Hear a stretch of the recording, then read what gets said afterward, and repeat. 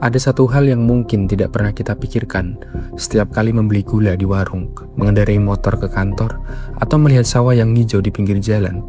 Kita selalu melihat produk akhirnya. Kita melihat gula yang sudah rapi di dalam kemasan, ban motor yang sudah terpasang sempurna, pupuk yang siap digunakan petani.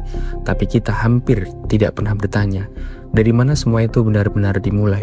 Karena sebelum sebuah produk sampai ke rak supermarket, sebelum ia menjadi barang yang kita gunakan setiap hari, selalu ada seseorang yang berdiri di titik paling awal dari seluruh proses itu. Dan seringkali, orang itulah yang paling jarang kita lihat. Di ujung timur Pulau Jawa, berdiri sebuah gunung yang sudah lama dikenal dunia, bukan karena saljunya, bukan karena hutan lebatnya, melainkan karena sebuah kawah yang terus mengeluarkan asap belerang dari dalam perut bumi. Setiap tahun, ratusan ribu wisatawan datang ke tempat ini. Mereka mendaki dini hari, menunggu matahari terbit, mengabadikan fenomena blue fire yang hanya ada di beberapa tempat di dunia. Lalu pulang dengan ratusan foto indah di ponsel mereka. Bagi sebagian besar orang, Kawah Ijen adalah destinasi wisata, tempat untuk menikmati keajaiban alam. Tapi ketika wisatawan mulai turun gunung, membawa kenangan, ada orang-orang yang justru baru memulai hari mereka. Mereka berjalan ke arah yang berlawanan, menuruni jalur curam menuju dasar kawah. Semakin dekat dengan dasar, udara berubah semakin pekat. Bau belerang menusuk hidung, asap putih terus keluar dari celah-celah batu. Di tempat inilah pekerjaan mereka dimulai, bukan dengan mesin besar, bukan dengan kendaraan tambang, hanya dengan linggis, dua keranjang bambu, dan bahu yang sudah bertahun-tahun terbiasa menahan beban. Dan yang menarik, mereka sebenarnya tidak menggali gunung seperti yang sering kita bayangkan ketika mendengar kata tambang. Gas belerang yang keluar dari perut bumi dialirkan menggunakan pipa-pipa besi. Ketika gas itu mendingin, ia berubah menjadi cairan yang merah, sebelum akhirnya mengeras menjadi bongkahan berwarna kuning terang. Bongkahan itulah yang kemudian dipecah satu persatu menggunakan linggis. Setelah cukup banyak terkumpul, batu-batu itu dimasukkan ke dalam dua keranjang bambu yang digantung di kedua sisi pikulan. Beratnya bisa mencapai puluhan kilogram. Dalam satu kali perjalanan, seseorang penambang bisa memikul beban yang beratnya hampir menyai berat tubuhnya sendiri. Tapi pekerjaan mereka belum selesai. Justru bagian tersulit baru dimulai, karena harus membawa beban itu menaiki jalur curam keluar dari dasar kawah. Jalur yang sama yang sering membuat wisatawan berhenti berkali-kali hanya karena kelelahan. Namun bedanya, wisatawan hanya membawa botol minum dan kamera, sementara para penambang membawa puluhan kilogram batu di atas bahunya. Setelah berhasil mencapai bibir kawah, perjalanan masih berlanjut beberapa kilometer lagi menuju tempat penimbangan. Lalu setelah batu itu ditimbang, mereka kembali turun untuk mengulang semuanya dari awal, lagi dan lagi. Kalau melihat pekerjaan seperti ini, hampir semua orang akan bertanya hal yang sama. Kenapa masih dilakukan dengan cara seperti ini? Bukankah sekarang sudah ada mesin, sudah ada robot, sudah ada kendaraan otomatis? Dunia sedang berbicara tentang kecerdasan buatan yang bisa menggantikan manusia. Tapi di salah satu gunung paling terkenal di Indonesia, manusia justru masih menjadi alat angkut utamanya. Banyak orang yang mengira jawabannya sederhana, karena Indonesia belum maju, karena teknologinya belum ada, tapi kenyataannya jauh lebih rumit. Medan Kawah Ijen sangat curam, jalurnya sempit, gas belerang bersifat korosif, dan dapat merusak banyak peralatan. Menggunakan mesin di lokasi seperti ini bukan berarti mustahil, tapi membutuhkan biaya yang jauh lebih besar. Dan disinilah muncul sebuah ironi yang jarang dibahas. Kadang teknologi tidak menggantikan manusia bukan karena teknologinya belum ditemukan, tetapi karena tenaga manusia masih menjadi pilihan yang lebih murah. Dan kalimat itu mungkin terdengar dingin, tapi justru itulah cerita ini menjadi menarik. Karena jika dipikir-pikir, pekerjaan para penambang bukan sekedar memindahkan batu dari satu tempat ke tempat lain. Mereka adalah titik pertama dari sebuah rantai yang jauh lebih panjang. Batu kuning yang mereka angkat setiap hari tidak berhenti di Kawah Ijen. Batu itu akan meninggalkan gunung, masuk ke proses berikutnya, lalu memulai perjalanan yang hampir tidak pernah dilihat oleh orang-orang yang mengangkatnya. Sebagian akan diolah menjadi bahan baku industri, sebagian akan digunakan dalam proses pembuatan berbagai produk yang kita temui setiap hari.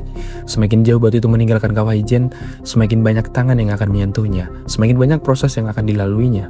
Dan yang menarik, di setiap proses itu nilainya terus bertambah. Dan pertanyaannya, kalau nilai batu itu terus bertambah setelah meninggalkan gunung, apakah kehidupan orang yang pertama kali mengangkatnya juga ikut bertambah? Atau jangan-jangan pekerjaan paling berat justru berada di bagian rantai yang nilainya paling kecil? Dan kalau memang begitu, apakah ini hanya terjadi di Kawah Ijen? Atau sebenarnya kita sedang melihat sesuatu yang jauh lebih besar daripada sekedar kisah para penambang belerang? Dan kalau dipikir-pikir, yang dibawa para penambang keluar dari Kawah Ijen sebenarnya hanyalah batu kuning.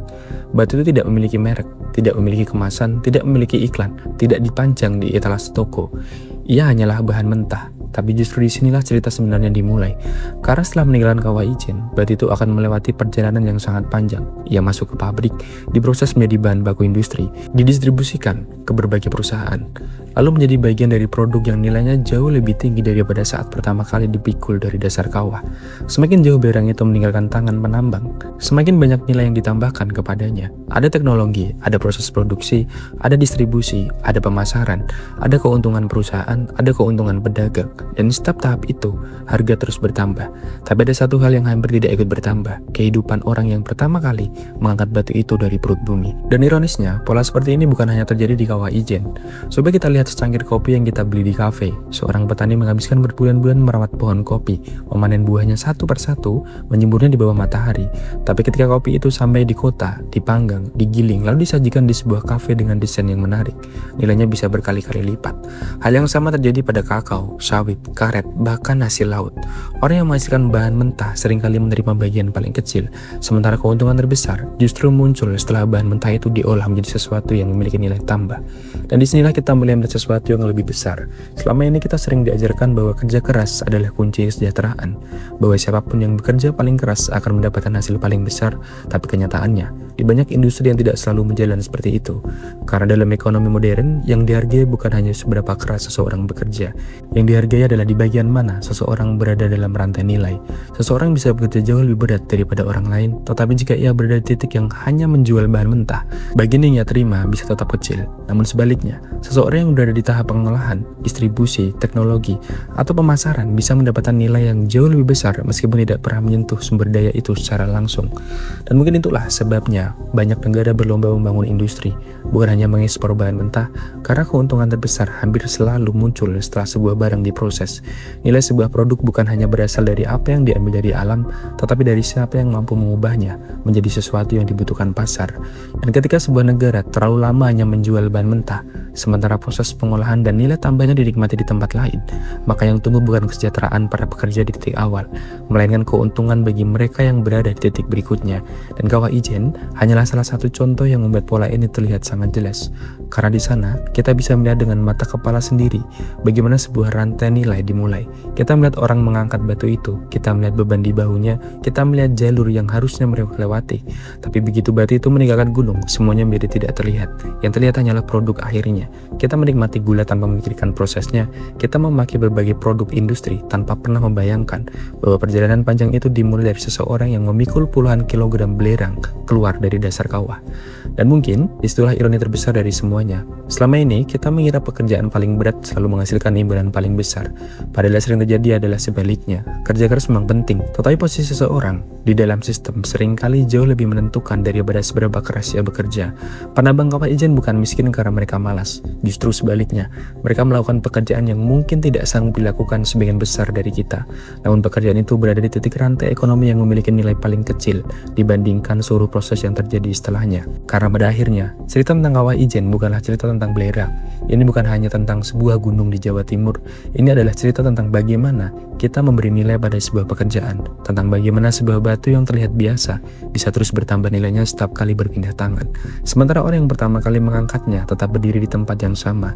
Dan mungkin pertanyaan terbesar seharusnya kita ajukan bukanlah mengapa para penambang masih memikul belerang di abad ke-21. Pertanyaan yang jauh lebih penting adalah mengapa dalam sebuah sistem yang terus menciptakan nilai, orang yang memulai seluruh proses itu justru sering menjadi orang yang menerima nilai paling sedikit. Karena jika ironi itu terus terjadi, mungkin masalahnya bukan lagi pada seberapa keras manusia bekerja. Mungkin masalahnya ada pada cara sistem menentukan siapa yang pantas menikmati hasil dari kerja keras itu sendiri. Aneh memang, tapi inilah penambang di Kawah Ijen.